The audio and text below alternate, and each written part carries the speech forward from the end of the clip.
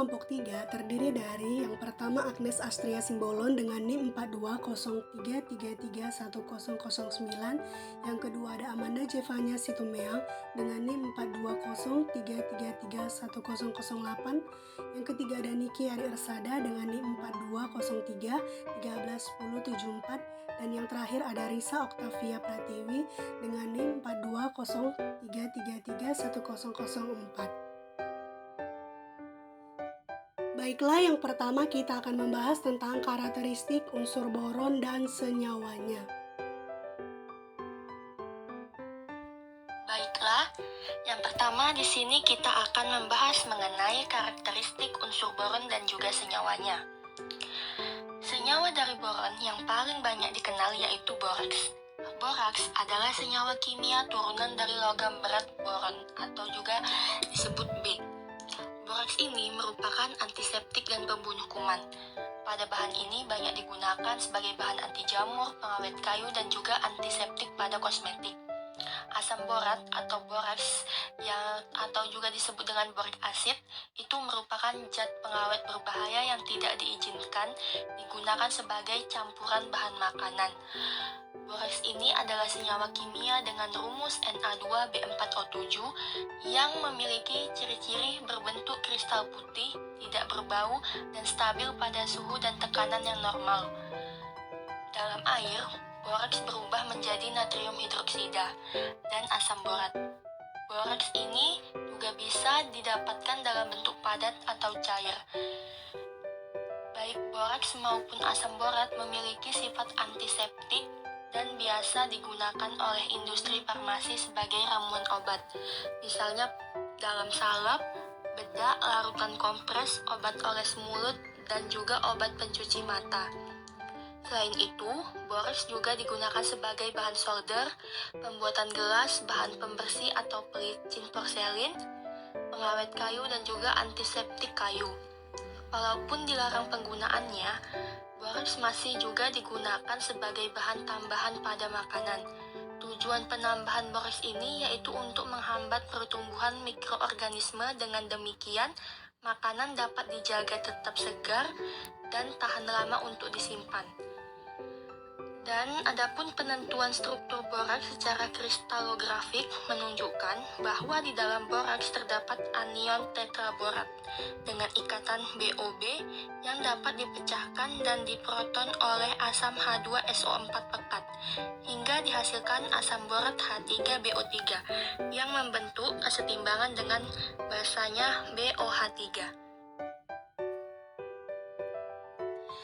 Untuk alat yang dibutuhkan, yang pertama yaitu ada cawan penguapan.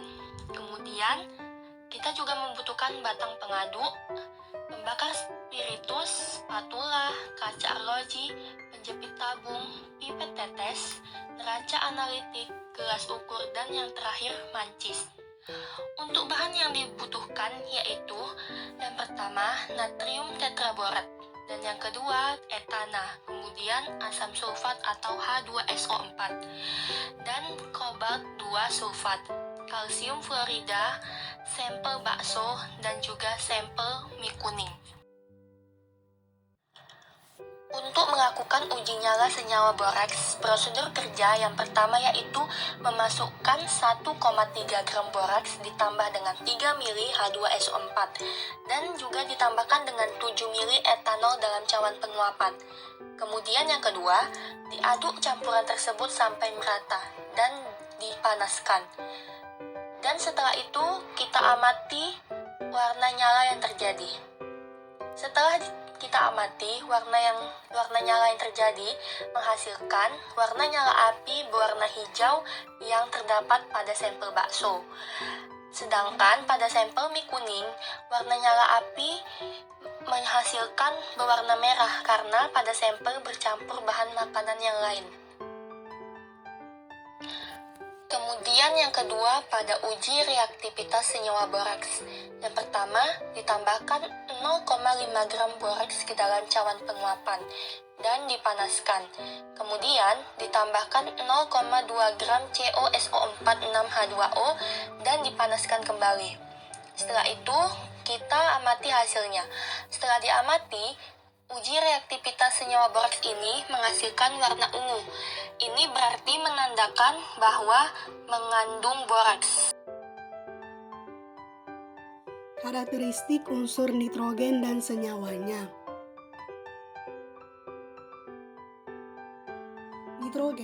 Nitrogen merupakan unsur kimia yang berlambang atom N dengan nomor atom 7.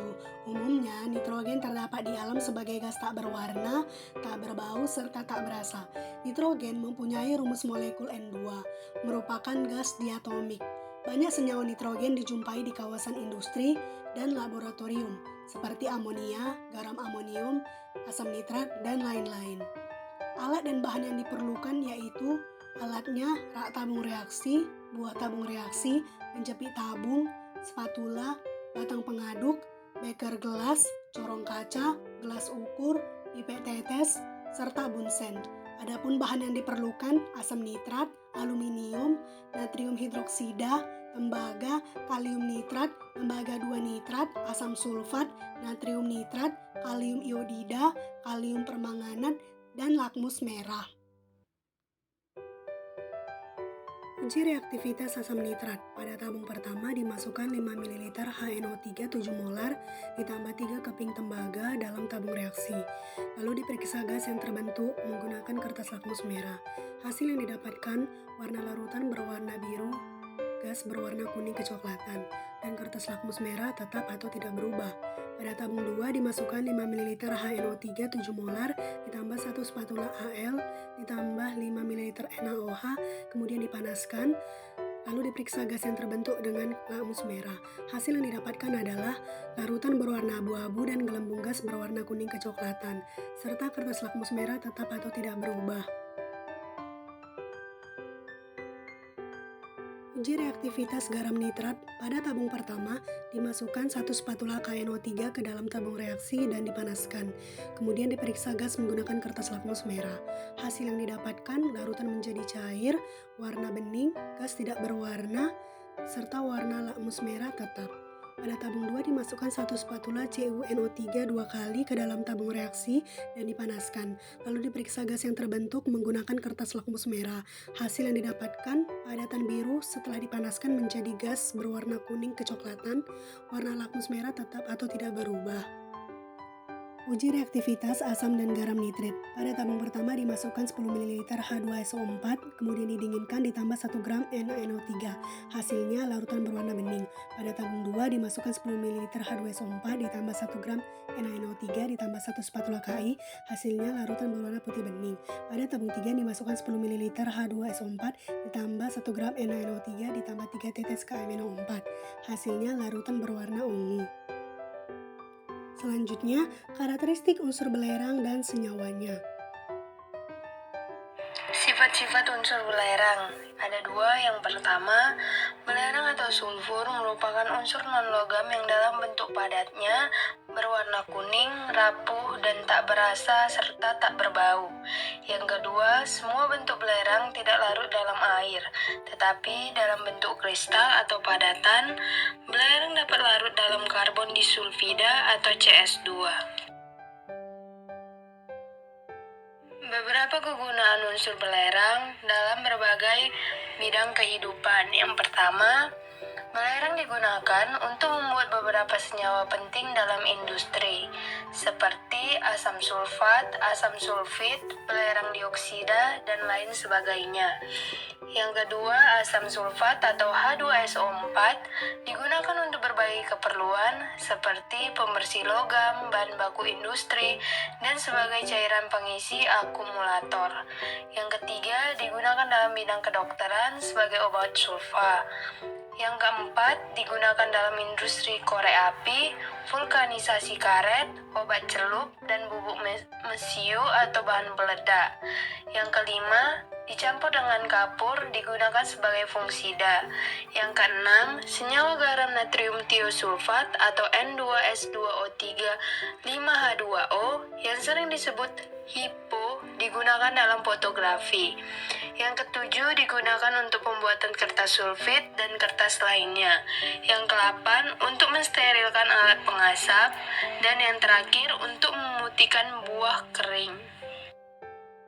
Untuk mengetahui karakteristik unsur belerang dan senyawanya dalam melakukan uji reaktivitas senyawa unsur belerang, alat yang kita gunakan yang pertama, penjepit tabung, gelas ukur, gelas beker, cawan penguapan, rak tabung reaksi, spatula, tabung reaksi, corong kaca, neraca analitis, dan batang pengadu.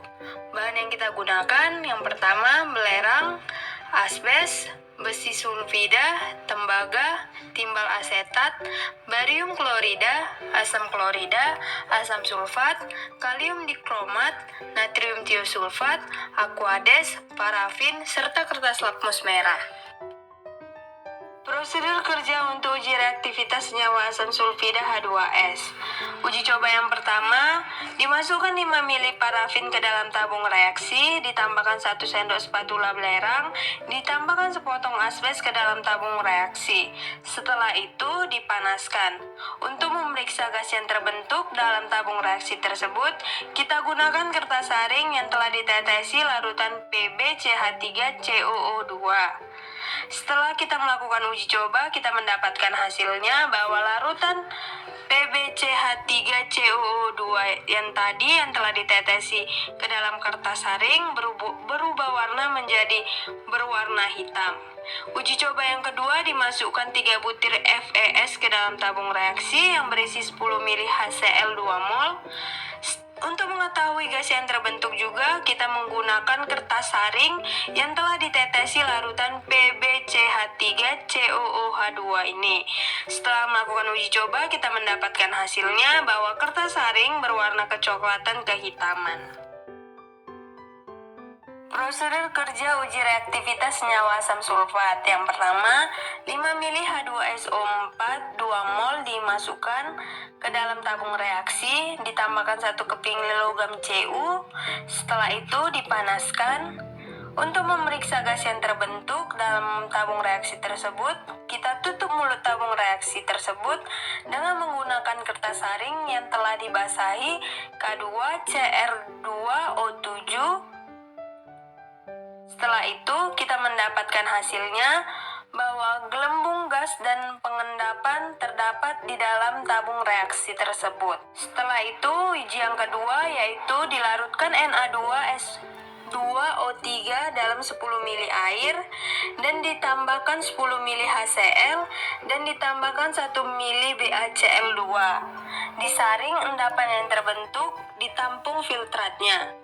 Setelah itu dikeringkan dengan ditimbang endapan yang terbentuk pada filter, ditambahkan dengan air brom. Setelah melakukan uji cobanya, kita mendapatkan hasil bahwa endapan padatan warna putih, ketika disaring endapan berwarna kuning dan filtratnya berwarna bening.